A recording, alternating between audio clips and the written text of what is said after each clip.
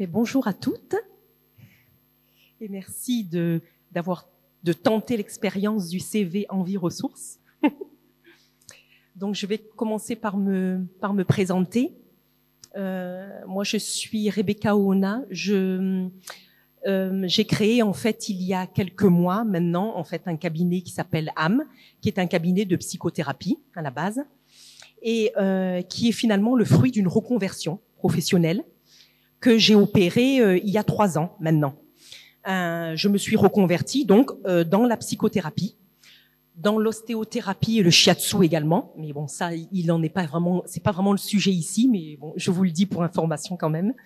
Mais voilà, donc j'ai opéré une reconversion professionnelle après 20 ans passés à diriger en fait une structure qui finançait et accompagnait des personnes à la création d'entreprises.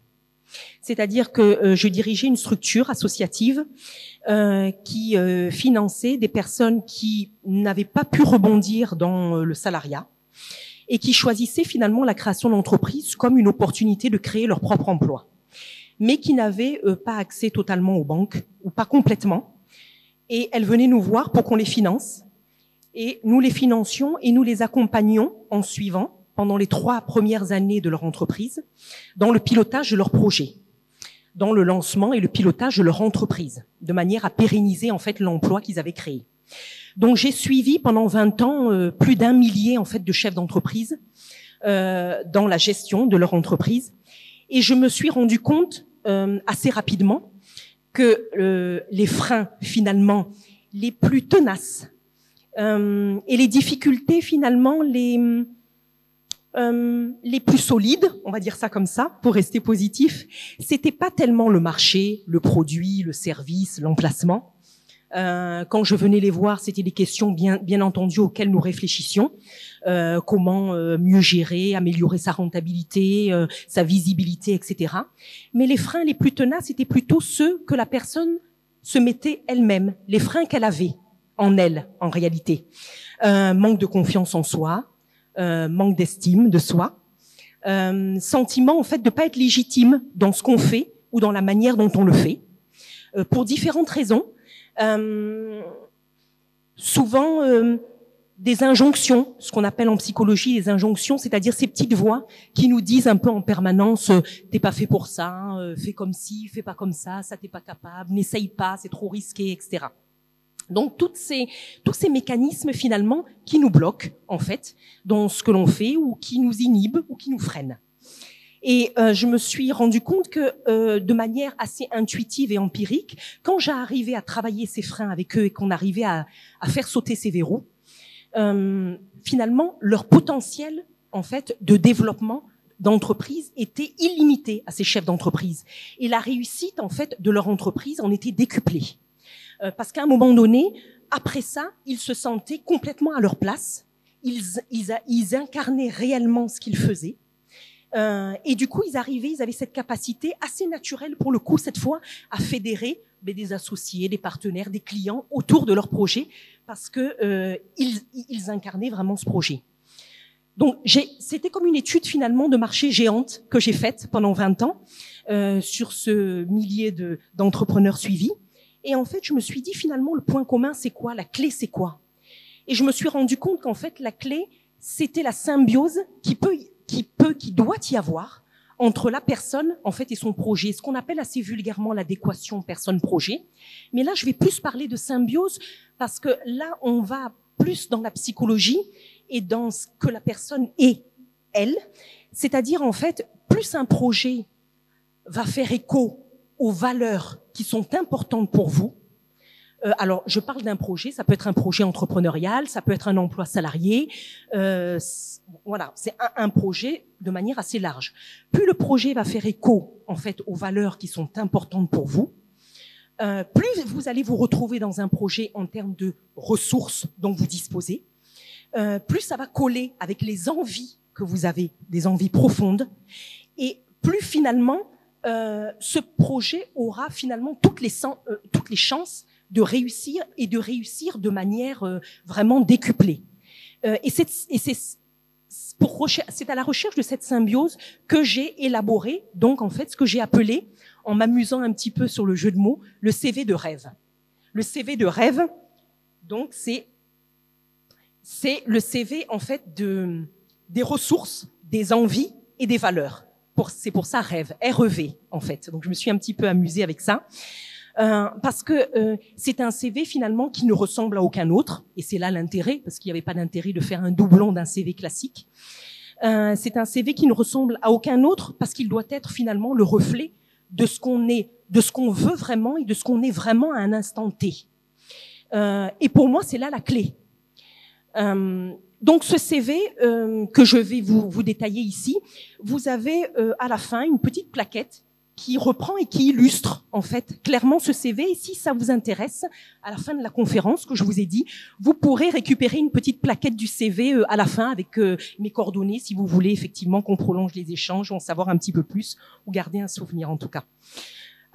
Voilà, donc le CV de rêve. Alors, le CV de rêve, finalement, quelle est son utilité ? Son utilité, en fait, c'est qu'il va nous permettre, en fait, de travailler à la fois, en fait, sur nous et sur notre projet. Il va nous permettre d'aller introspecter, finalement, ce que nous sommes, d'aller questionner un petit peu ce que nous sommes et ce que nous voulons, pour trouver, en fait, l'alignement entre nos valeurs, nos ressources, nos envies et le projet professionnel vers lequel on se destine. Donc, ça, c'est son utilité. Alors, pour qui est fait ce CV ? Ce CV, en fait, il peut répondre à une multitude de problématiques, mais en fait, il s'adresse, selon moi, et selon l'expérience que j'en ai, puisque je l'ai effectivement utilisé plein de fois, il est pertinent pour des personnes qui sont en réinsertion professionnelle, en réorientation, en repositionnement professionnel, pour des personnes en quête de sens, pour des personnes en questionnement sur leur avenir professionnel, et également pour des personnes qui pourraient être en épuisement professionnel, autrement dit en burn-out, etc., etc. En tous les cas, ce qu'il faut que vous compreniez, c'est toutes ces situations finalement de transition que je viens de citer précédemment pour certaines, ces situations de transition professionnelle au cours desquelles finalement on s'interroge. Des fois, on ne sait pas trop ce qui ne convient plus exactement, mais on sait que ce qui convenait avant ne convient plus. Et on ne sait pas forcément tout à fait vers quoi aller. On sait souvent ce dont on n'a plus envie, mais on est un peu perdu. Voilà. Donc, ces situations à la croisée un peu des chemins nous amènent inévitablement à une rétrospective de notre parcours antérieur, de nos expériences antérieures. Ça nous amène également à un questionnement sur ce vers quoi on veut aller, bien entendu. Et ça nous amène surtout, et c'est là tout l'intérêt en fait du CV, ça nous amène à un réaménagement de notre identité. Et là, je fais référence à la psychologie identitaire, donc vous pourrez aller sur Internet effectivement si ça vous intéresse pour en savoir un peu plus. Réaménagement de notre identité dans le sens où ça va engendrer un réaménagement, en fait une nouvelle perception de ce que nous avons nous d'unique. On va se demander quelle est notre individualité. En quoi nous sommes différents des uns des autres et qu'est-ce qu'on peut apporter de différent dans un projet salarié ou entrepreneurial, comment est-ce qu'on peut se révéler différemment de ce qu'on a fait avant, etc. Donc c'est souvent un questionnement relativement profond et qui finalement nous interroge nous en tant qu'individus en fait. Et c'est là tout l'intérêt en fait de cette approche du CV de rêve. Alors ça c'était donc la cible qui concerne ce CV. La finalité en fait de ce CV, elle est multiple. C'est ça qui est assez formidable. Enfin, j'en parle. Vous allez me dire, vous n'êtes pas objective. Mais si, je l'ai testé. La finalité, en fait, les finalités. Quand on va travailler là-dessus, sur ces ressources, ces valeurs, ces envies, on va retrouver confiance et estime de soi. C'est une approche qui est foncièrement positive parce que en nous, vous toutes, chacune de vous, vous avez toutes des ressources, des envies et des valeurs. Ça, c'est quelque chose, on peut ne pas avoir des compétences, on peut ne pas avoir de diplôme, on peut ne pas avoir fait telle et telle expérience, mais on a forcément des valeurs, on a forcément des ressources et forcément des envies. Donc, c'est une démarche qui est foncièrement positive et qui redonne confiance et estime de soi. C'est une approche qui développe son potentiel. comme je vous l'ai dit, parce qu'en faisant ce travail, on retrouve un certain alignement. Et là, en fait, c'est la porte ouverte pour décupler un potentiel. On va construire ou aller vers un projet ou fignoler un projet, si vous en avez déjà un. Vous allez le fignoler de manière à ce qu'il vous ressemble et à ce qu'il colle vraiment à ce que vous êtes vous, à ce qu'il soit teinté de vous. Et vous allez redevenir actrice, acteur, finalement, de votre projet de vie professionnel, mais forcément personnel aussi, parce qu'on sait bien que les deux sont quand même très liés. Et qu'on n'est pas quelqu'un dans la vie professionnelle et quelqu'un d'autre dans la vie personnelle. C'est-à-dire que les valeurs qui sont importantes à nos yeux et qui comptent dans la vie professionnelle, en général, elles sont transsituationnelles, comme on dit en psychologie. C'est-à-dire qu'elles sont aussi valables et elles comptent aussi pour nous souvent dans la vie professionnelle, personnelle, amicale, etc. Donc, des finalités multiples. Et le bénéfice, il est double, comme je l'ai évoqué au début, c'est qu'en travaillant sur soi, on travaille en fait sur un projet qui nous ressemble, un projet qui fait sens pour nous et dans lequel on va vraiment se sentir à notre place. Alors, qu'est-ce qu'il y a dans ce CV? Alors, comme le nom l'indique, donc, et comme je l'ai répété à plusieurs reprises, on va donc travailler effectivement sur les ressources. Alors, les ressources, qu'est-ce que c'est? Les ressources, elles peuvent être internes et externes. Donc, les ressources, ce sont nos facilités, nos qualités, nos atouts, nos aptitudes, notre aisance à faire quelque chose ou autre chose, nos forces de caractère, nos habiletés. Ça, c'est pour les ressources internes. Donc, on en a forcément développé. Il y a des ressources innées et il y a beaucoup de ressources acquises tout au long, en fait, de notre parcours. Et il y a des ressources qui sont externes, qui sont finalement nos sources d'énergie, ce qui nous fait du bien, ce qui nous remplume, ce qui nous booste. Donc ça peut être du sport, ça peut être une passion, une activité, ça peut être passer du temps avec nos proches, ça peut être notre entourage, effectivement, proche, amical, personnel. Des sources d'équilibre et de bien-être. Donc ça, ce sont des ressources. Ensuite, eux comme envie. Donc les envies, quelles sont-elles? C'est pas, vous vous en doutez, j'ai envie d'aller au cinéma, à la plage, j'ai envie de faire de la musique. Ce sont des envies très louables, effectivement, on en a toutes.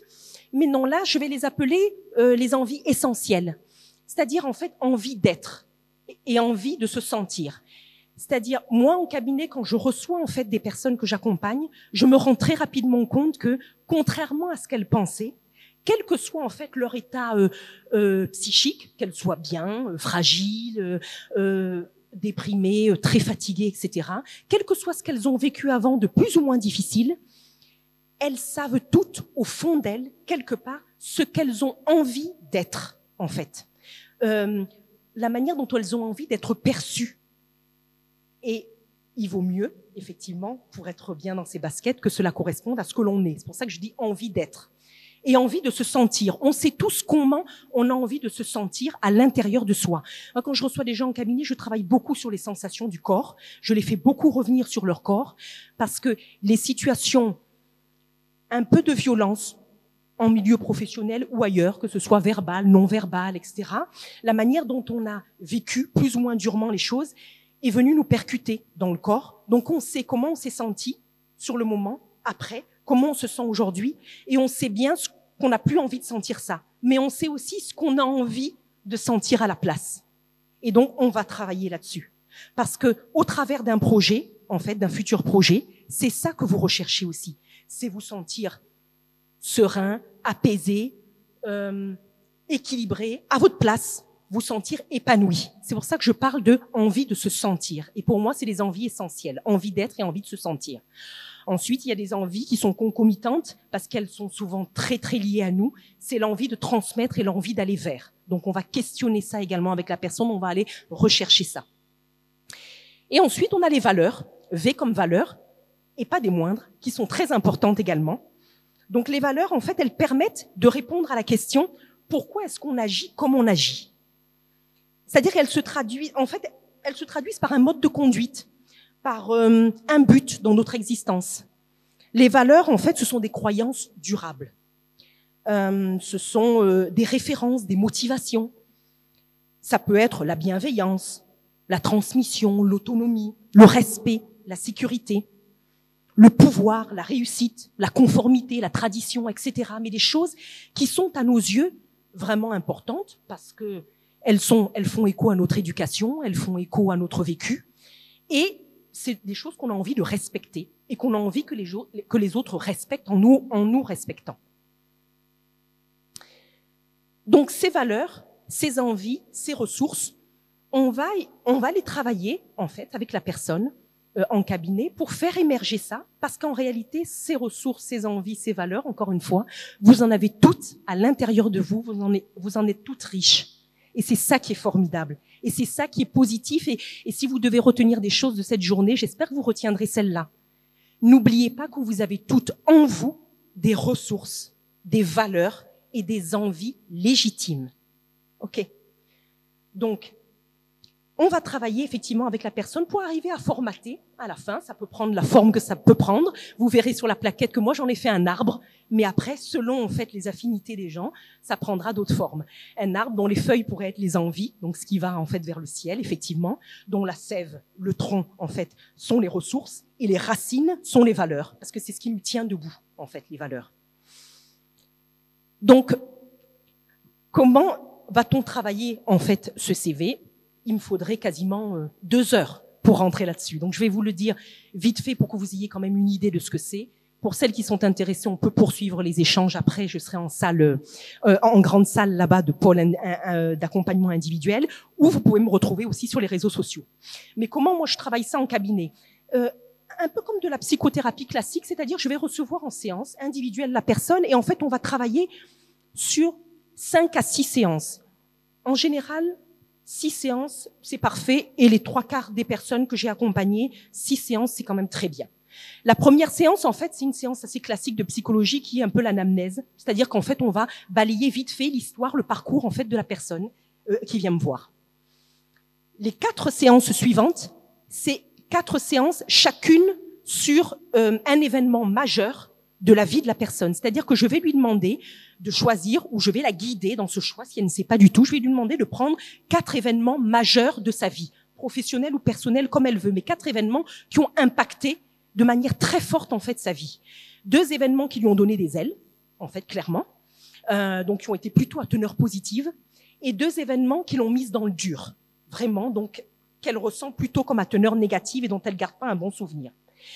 Et ces événements-là, par des outils de thérapie, c'est-à-dire du questionnement, de l'introspection, et si nécessaire, des choses qui vont peut-être vous parler, de l'hypnose, de l'EMDR, quand je sens des blocages, des choses qui sont restées ancrées et qui figent la personne dans une posture, je vais pouvoir utiliser des outils comme ça pour travailler au travers de ces événements-là des choses qu'elle a développées, qui sont bonnes et qu'on va faire remonter dans le CV, et d'autres moins bonnes qui la freinent et qu'on va traiter, en fait.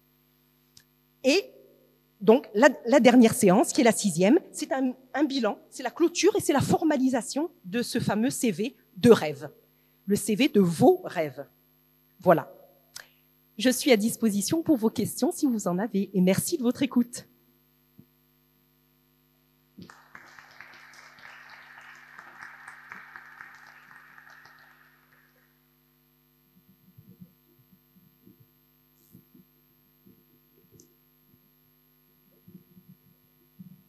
J'ai été trop claire. Oui, bonjour, merci déjà, parce que vous nous avez transmis beaucoup d'énergie. Super. Et puis j'avoue que depuis hier, ça je le dis de façon générale, moi je suis hyper reboostée là, c'est-à-dire que c'est le but. Je prends et voilà, donc oui. C'est très chouette. Merci. Et donc ma question c'est le CV de rêve en fait on peut pas le faire avant un certain âge en vrai. Je vais avoir 49 ans et j'ai l'impression que je vais peut-être y arriver là bientôt. Oui, non. Honnêtement, il y a toujours de la matière pour un CV de rêve. Moi, j'en fais avec des personnes jeunes, en fait. Mais c'est sûr qu'il s'enrichit au fil des années. Et le CV, ben, c'est comme le CV classique emploi, j'ai envie de dire. Il s'enrichit, il évolue, il bouge. Et il n'est pas statique. Parce que nous aussi, on bouge, compte tenu de nos vécus. Ce qui nous semblait important, en fait, à 25 ans, bien entendu, ne l'est plus quand on a 45, on est d'accord. Et l'expérience du monde du travail, des relations interpersonnelles, des relations avec les autres, ont forcément modulé les choses. Ça, on est d'accord aussi. Mais j'ai envie de dire, parce que votre remarque, elle est pertinente parce qu'il y a une jeune femme, effectivement, que j'ai accompagnée là-dessus, qui est arrivée en cabinet, qui m'a dit ça. Elle m'a dit, mais franchement, enfin, moi, ça va être pauvre, mon truc. Je lui ai dit, non, attention. Je lui ai dit, un CV classique emploi, quand on a à peine 20 ans, on peut dire qu'il va être pauvre parce qu'on a moins de choses à mettre que quelqu'un qui a eu beaucoup d'expérience professionnelle. Mais ce qui est intéressant, encore une fois, avec le CV de rêve, vous ne soupçonnez pas, c'est que vous avez déjà en vous, et quand on est jeune, j'ai envie de dire, alors vous allez peut-être avoir, je sais pas, plus d'envie parce que vous rêvez, vous avez des aspirations et il y a quelque chose d'un peu utopique à la jeunesse, quelque part. Donc on va peut-être avoir finalement une case qui va se remplir plus vite qu'une autre, qui est finalement la case envie, et peut-être valeur. Il n'y a pas de raison. Il y a des valeurs aussi, mais qui sont en général assez différentes de valeurs d'une personne relativement mûre. Mais des ressources, il y en a déjà plein aussi. Parce que les ressources, elles sont intrinsèques, elles sont naturelles. On en a déjà à la base, et on en a développé, que ce soit dans nos études, que ce soit dans les relations aux autres. On a ces ressources-là. Je sais pas moi, la capacité d'écoute, la capacité de s'exprimer, la résilience. Voilà, ça c'est des ressources assez naturelles. Donc, même si on est jeune, on en a. Et très souvent, les gens me disent ça, mais ils se rendent compte que finalement, ça se remplit bien quand même, quel que soit l'âge. Mais ça évolue après.